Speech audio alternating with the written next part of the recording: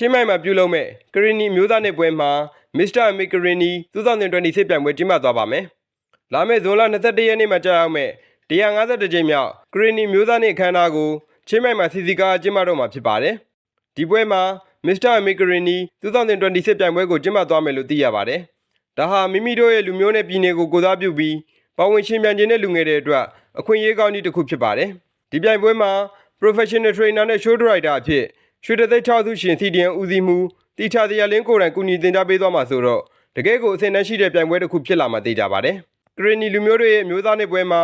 ကရီနီဒေသမြေပြင်ဖြစ်ပျက်တွေကိုရိုက်ကူးထားတဲ့လော့ဆန်ဟုတ်ဆိုတဲ့ရုပ်ရှင်ကားကိုလည်းပြသသွားဖို့ရှိပါတယ်။ဒါအပြင်အကစားအစီအစဉ်တွေပြောစရာဖျော်ဖြေရေးအစီအစဉ်တွေလည်းအစုံအလင်ပါဝင်လာအောင်ပါ။ဒီပွဲကိုကရီနီ Community ချင်းမိုင်ထိုင်းလန် KCCD ကနေဦးစီးပြီးကရီနီပြည်ချစ်ညီကိုမောင်နှမတွေအားလုံးစီစီလုံးလုံးနဲ့တက်ရောက်ကြဖို့ဖိတ်ခေါ်ထားပါတယ်ခင်ဗျာ။အဓိကကတော့ကရီနီလူမျိုးတွေရဲ့စီလုံးချင်းအားနဲ့စိတ်သက်ခွန်အားတွေကို